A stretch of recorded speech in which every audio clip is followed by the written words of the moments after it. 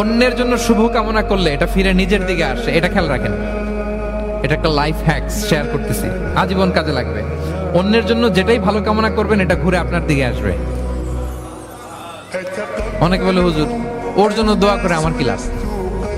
নিজের জন্য আল্লাহ আমারে মাফ করে দাও, আল্লাহ আমারে সমৃদ্ধি দাও, আল্লাহ আমার বেতন বাড়াও, আল্লাহ আমার ব্যবসায় বরকত দাও, আল্লাহ আমার ছেলেরা হাফেজ বানাও, আল্লাহ আমার বউ, আল্লাহ আমার মেয়ে, আল্লাহ আমার আমার আমার সব আমার ভালো আপনি চাচ্ছেন নিজের জন্য, অন্যদের জন্যও চান।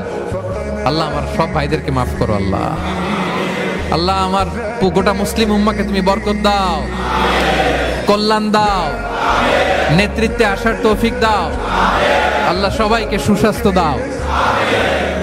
এটা ফিরে আপনার দিকে আসবে।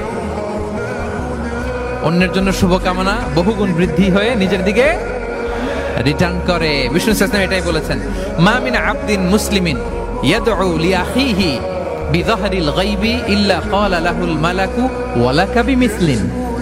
কেউ যদি তার ভাইয়ের অনুপস্থিতি তার ভাইয়ের জন্য দোয়া করে, ফেরেশতারা ওই দোয়াটা তার জন্য আগে আগে করে। তাহলে অন্যের জন্য শুভকামনা করলে, দোয়া করলে লাভ না লস? ধরেন আমি মোশাররফ ভাইয়ের জন্য দোয়া করলাম যে আল্লাহ মোশাররফ ভাইকে তুমি সুস্থ করে দাও, তখন ফেরেশতারা বলে আল্লাহ যিনি দোয়া করতেছে তার যদি কোনো রোগ বালাই থাকে আগে তারে সুস্থ করে দাও। ধরেন আমি বেলায়েত ভাইয়ের জন্য দোয়া করতেছি, আল্লাহ বেলায়েত ভাইয়ের এই সমস্যা আল্লাহ তুমি দূর করে দাও, ফেরেশতারা বলবে আল্লাহ যিনি দোয়া করতেছে তার যদি এই সমস্যা থাকে আগে তারে এটা দূর করে দাও।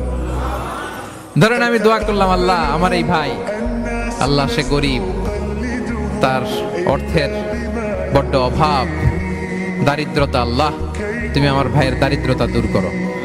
ফেরেশতারা বলে ওয়ালাকা বিমিসলিন, তোমার জন্য এটা, মানে আল্লাহ যিনি দোয়া করতেছে তার যদি অর্থের প্রয়োজন থাকে আগে তার দারিদ্রতা দূর করে দাও।